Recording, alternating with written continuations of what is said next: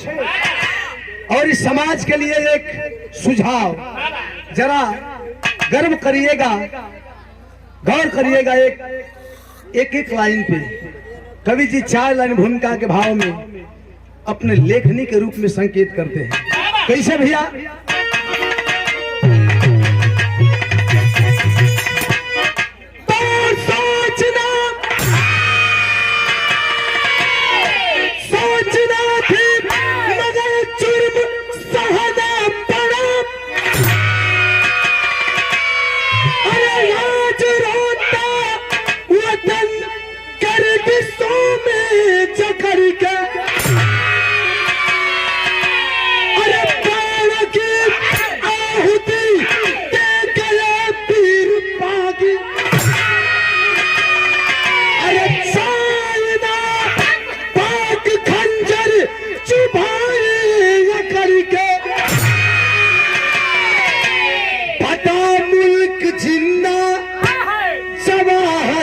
टकराव से अरे पाक फिर भी न माने करे सीज फायर। अरे खून का दोष है तो मुकद्दर है दोषी। अरे पैदा होते कबीला पाकिस्तानी कायर।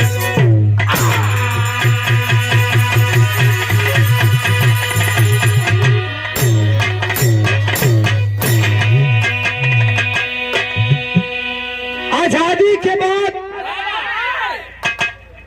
हमने कभी सोचा नहीं था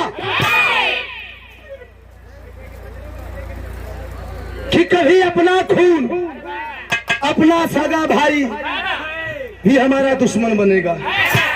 अपना खून, अपना सगा भाई का मतलब कभी ये पाकिस्तान भी हमारा भाई था। आज हमेशा हर वक्त हम हिंदुस्तानियों के पीठ पीछे वार करता है, हमेशा पीठ में खंजर मारने का काम करता है। समझ में नहीं आता कि हमारे मुकद्दर का दोष है। हमने मास्टर साहब होता है, आज पूरा जिम्मेवारी बहुत इनके ऊपर है और हमान का भी जिम्मेवारी सुख से अपने मोहब्बत का इजहार करते करते देखो आ गए हो तो कुछ करके गुजर जाओ। कुछ कर गुजरने की क्षमता रखो अगर हमसे मोहब्बत किए हो। कहत या कैसे, जरा गौर करिएगा इस मोहब्बत के भाव पे। कैसे?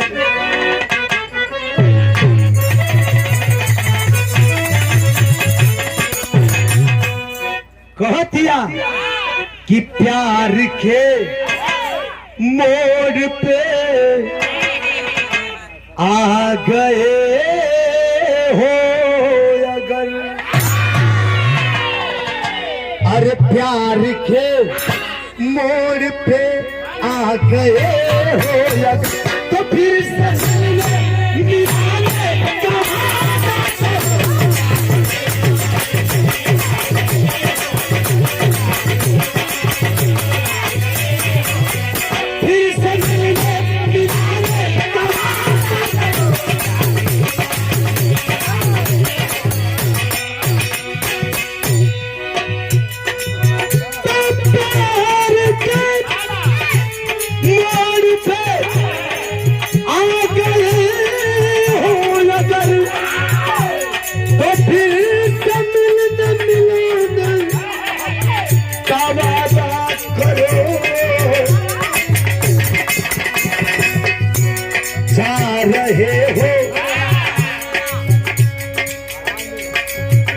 गए हो तो जाने का जिद ना करो।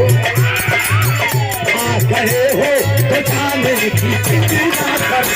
जा रहे हो तो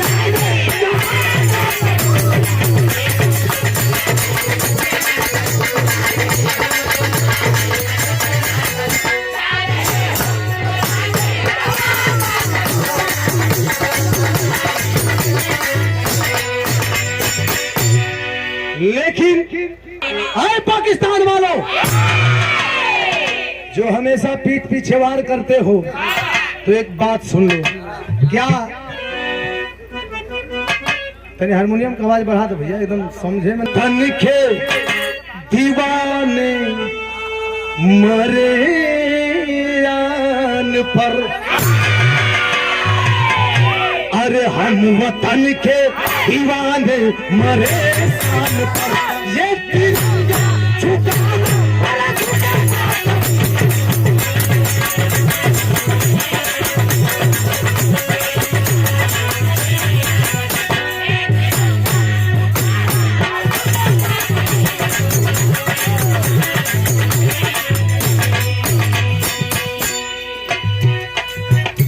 एक सौ रुपया पुरस्कार है वीर भाव पे हमारे साधु भैया के बड़े भैया संतोष यादव, हमारे गार्जियन स्वरूप, जिनका अपार प्यार दुलार मिलता है, एक भाई का प्यार मिलता है। तुलसीपुर से कन्या पक्ष से भैया के प्रणाम, सब भैया लोगों के प्रणाम, आशीर्वाद सबे कहे के बाद। हम वतन के दीवाने मरे लान पर, हम वतन के दीवाने मरे लान पर, आगे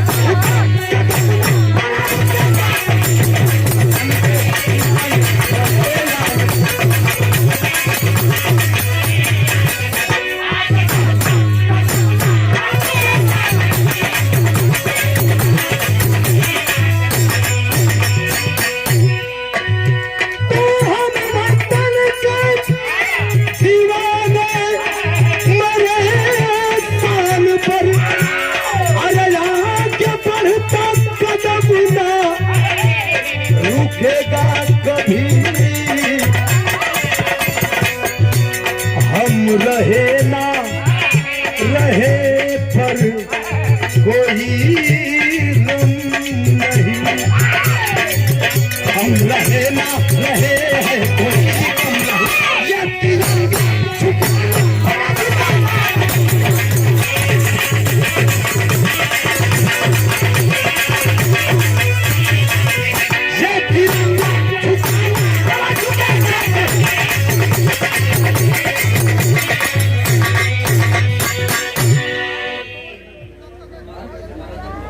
और डुमर पोखर से हमारे बड़े भैया, हमारे बड़े ही अजीज जितेंद्र भैया, जो गीत संगीत विरहा का बड़ा शुभचिंतक हो भैया। भैया पीछे हल्ला मत कर दे भैया संतोष। लेकिन वही चीज के स्वर्गीय रामदेव गुरु जी उठा के गाँव, हाँ हो उनको इज्जत तो उनको लाज नहीं है, लड़की बैठल भैया धोती नहीं, हारमोनियम को स्वर उठा के गाओ। कैसे भैया तब ये कह खाल हौरा के नहीं, एक लाइन फरचा के परचा के सुहरा के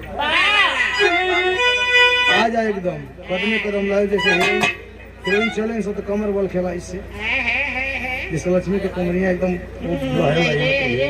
वैसा ही वैसा छोड़ दे। आओ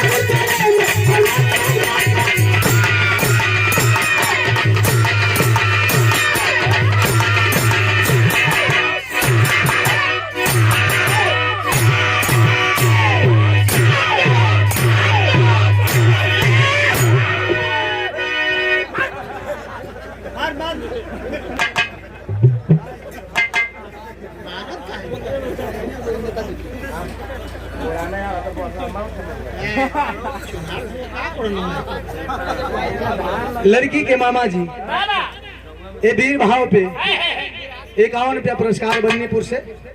मामा जी के प्रणाम, सब भैया लोगों के प्रणाम।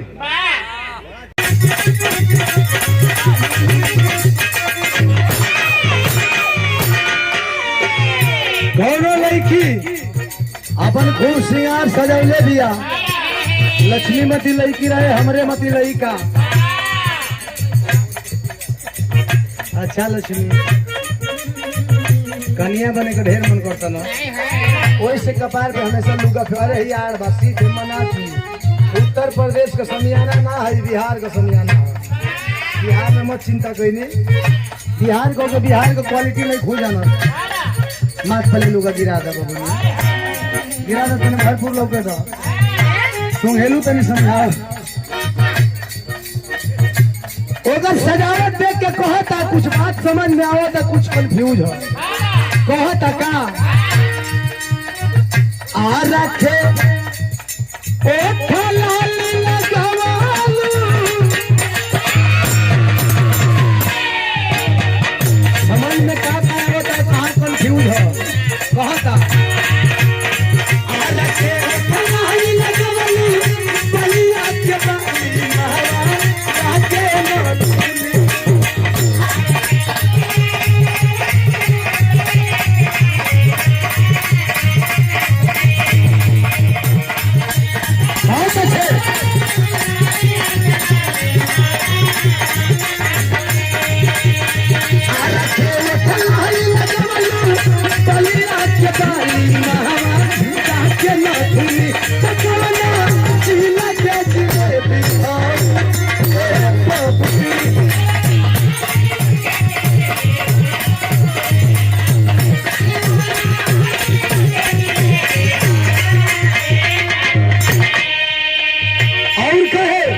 इतना समझ में होता।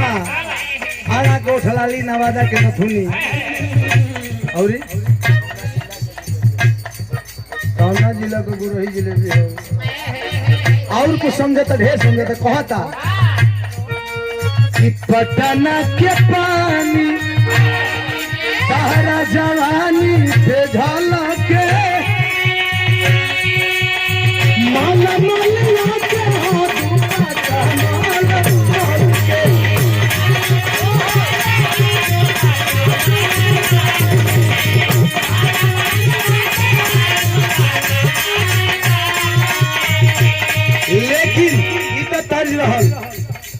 राणा सिंह सवाल करते हैं अपनी उदास पत्नी जो मायूस है संतान के गम में। सरिता क्या बात है, क्यों उदास है? तो बिलक करके कहती है क्या, आँखियाँ में आँख भर के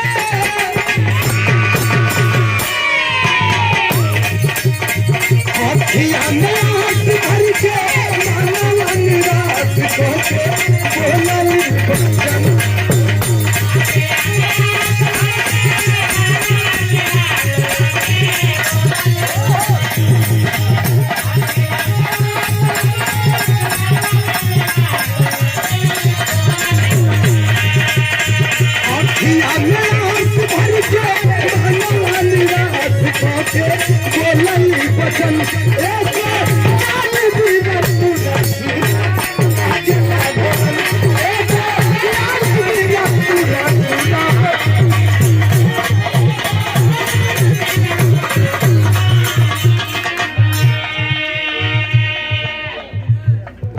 वकील कुमार यादव 151 रुपया कन्या पक्ष से।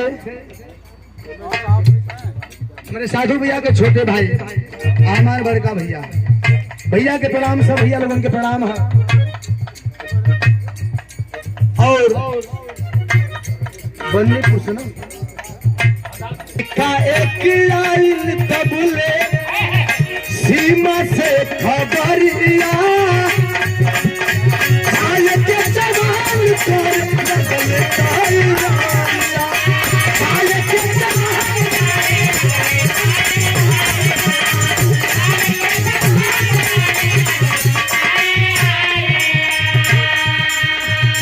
समझावा था पहले बॉर्डर पर से 99 का बात है। बॉर्डर पर से टेलीफोन आयल कि राणा सिंह कारगिल वाली लड़ाई लग चुकी है और बाकी छुट्टियां काटने के चक्कर में मत पड़ो, फौरन चले आओ। आदेश पा करके राणा सिंह अपन वर्दी वर्दी कर्ज के डेढ़ वर्ष सरिया के जब जाए का तैयारी करत हुआ दूसरा दिन तो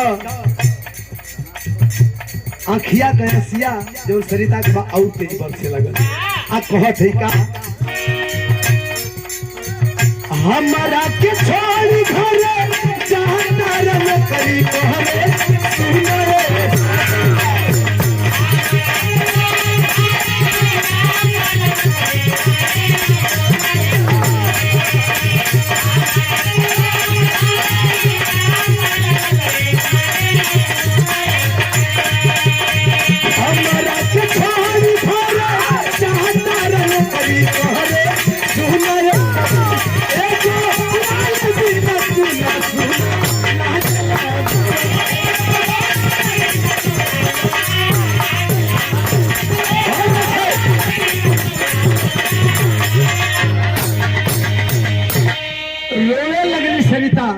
के जी। अरे वह ऐसा हालत में छोड़ के जा बने लोगन का ताना सुन के दिल दिमाग पर गई बा, वही में हम क्या जिला छोड़ के जाते हैं।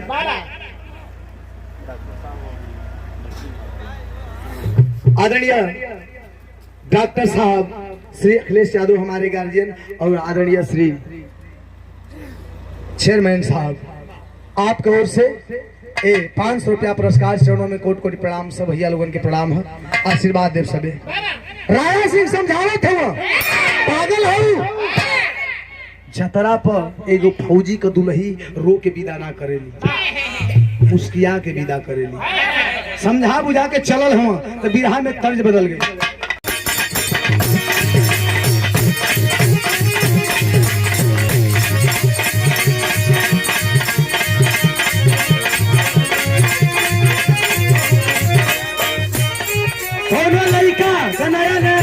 अपने सुहागे रात में डॉक्टर साहब चेयरमैन साहब सुहागे रात में भड़क गए।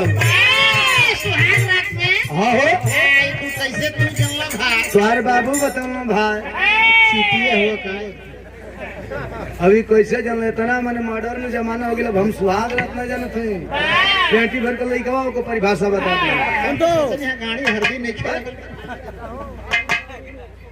ए भैया भड़ा दल बेचारी सफाई दे दिया। आप कहत ये का बेरी बेरी करो ताने तो हंसे जिक्रिया ताकि हम कहत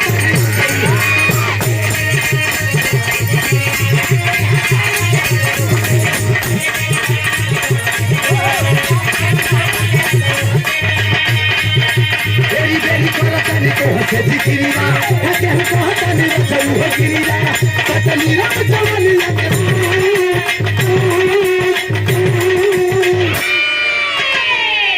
चढ़ौले कलर फ्राई मार के पूरा फर हम थोड़े पिए ले यार ओकर हम बताओ थे कलर बर्बाद कर लेंगे इनके तो और सजे ऐसा मत करे। चुप तो काहे रहो घर माता तो कहत का कि ए चांद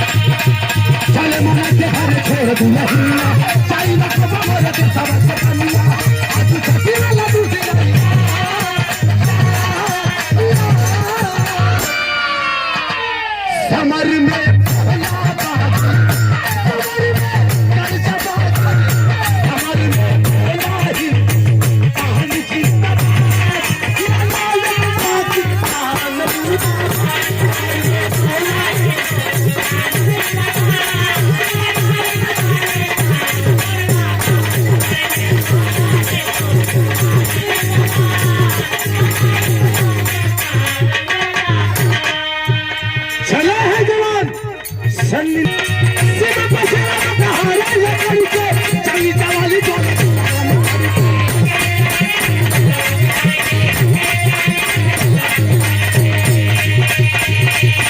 सुनने को से की जैसा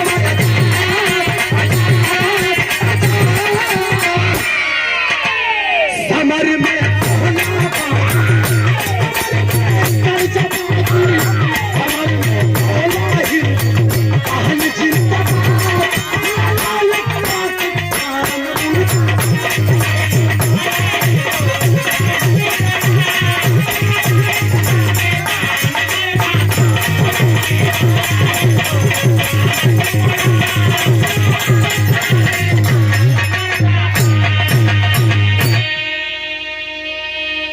हमारे हिंदुस्तानी जवानों का लड़ाई बंद और जीतल मर के सावा हो और करगिल पे झंडा फहरो रवल जावाना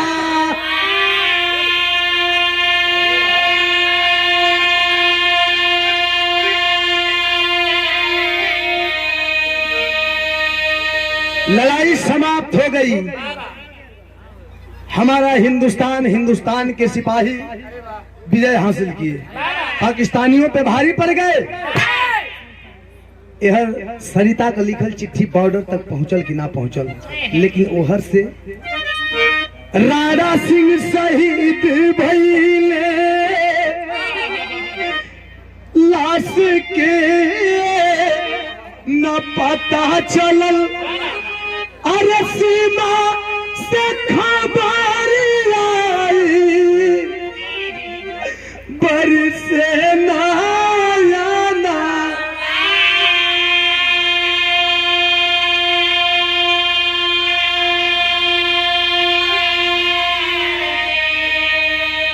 सरिता का लिखल चिट्ठिया हो बाबू बॉर्डर तक पहुंचल कि ना पहुंचल, तोले बॉर्डर से खबर आ गई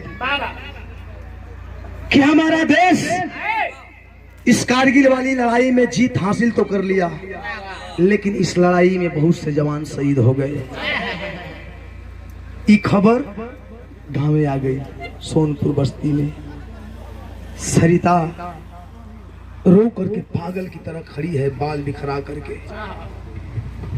तमाम लोग भरे हैं, सबकी आंखें नम हैं।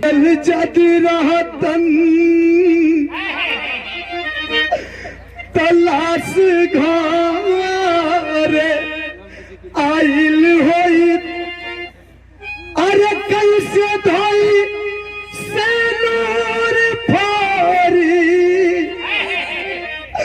हाथ का कांगना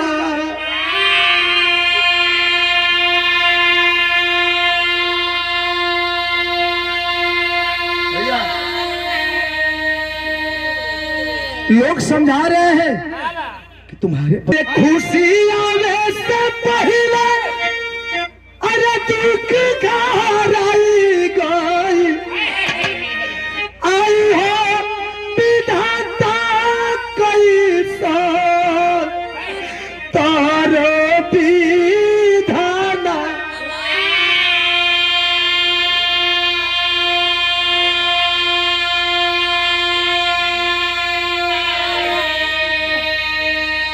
भगवान करुलाना दे रही है। माई बही लगा रही अरे गंगा माई के उचबा हो ओ पर बैठा भगवान। लेकिन धीरे धीरे समय बीतत बा। कवि जी भाव लिखत हुन का अरे धीरे धीरे बीताली समय हो गोदिया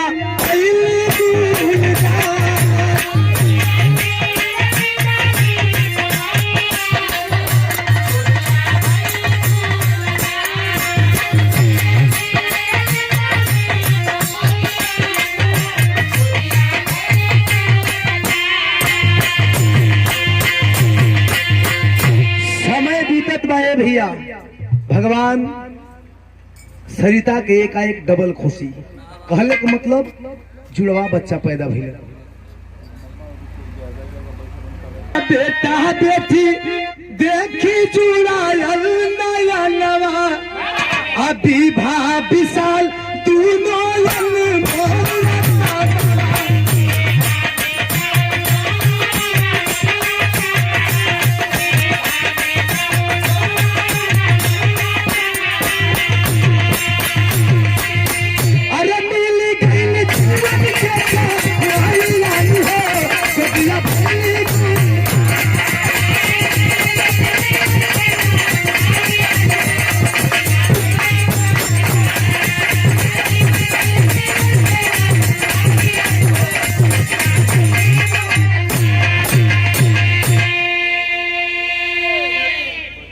गुरुजी स्वर्गीय रामदेव गुरुजी गौनो लड़की को बियाह हो गई। जब गौना का दिन धराई ना कोनो को कर लगा कम ना जाए। हमने पूछल कि काहे रे जब बियाह भइल त ना बोलिए गौना के मेरी इज्जत में पनही करत हई बड़ी मार मार बोल त कहतिया ए लक्ष्मी ने जिधी रहे का कहे कि हम गावा नवा नहीं जो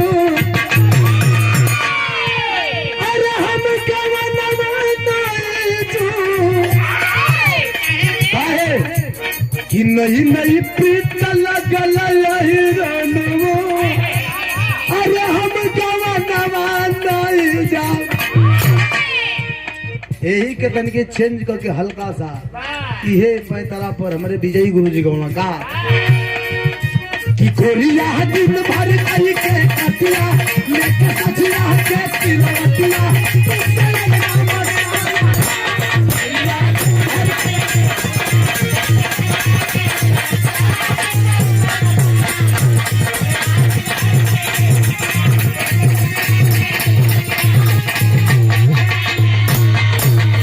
लेकिन माई अपने बेटवा विशाल के सरिता देवी आशीर्वाद देते कैसे अरे चकमक चकमक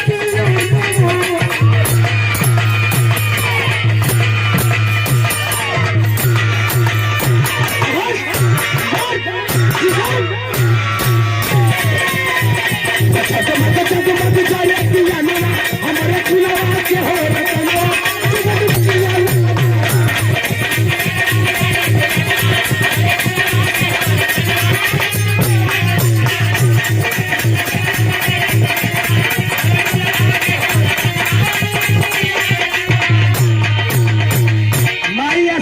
अब की बार जब छुट्टी लेके अरे घर वापस हम आई अरे सहनाई बचवा के तुअरे डोली में तोहे दिखाई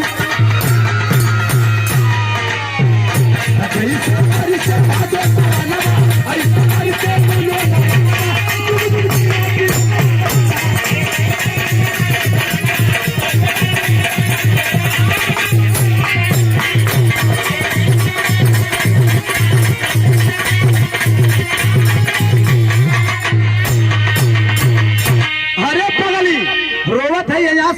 पागल है तोरा खातिर एक सरप्राइज है तोर एक कहलन अरे मैया हो ललनवा देईदा अरे बहिनी हो बीरनवा देईदा। लेकिन चले हैं हमारे देश के फौजी जवान जिन जवानों की टोली में हमारा फौजी विशाल फौजी भी है और हरिंदर फौजी भी चले हैं तो कवि जी भाव लिखते हैं कैसे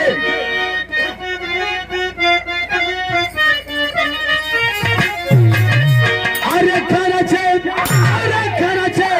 नो चवन बाबा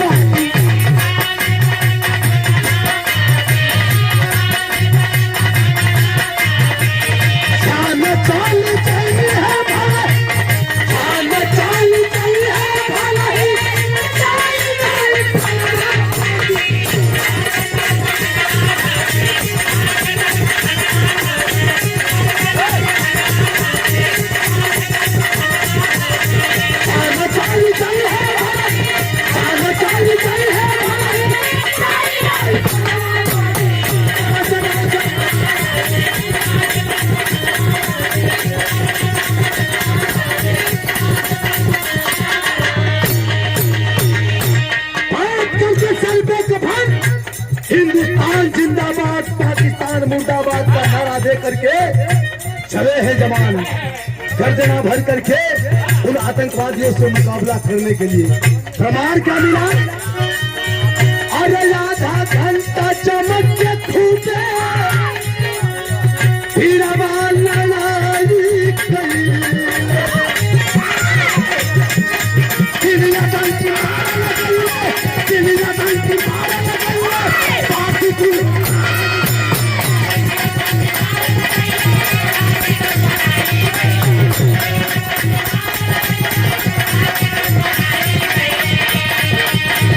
हथेली चल रहा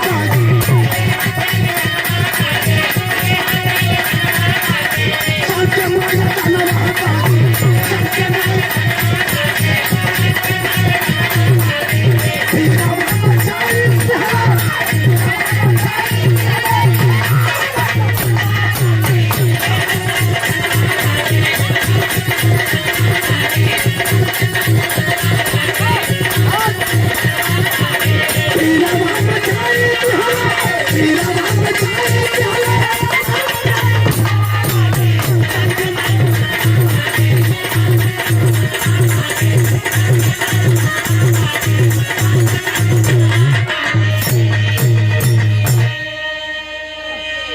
आधे घंटे तक जम करके दोनों तरफ से गोलीबारी हुई।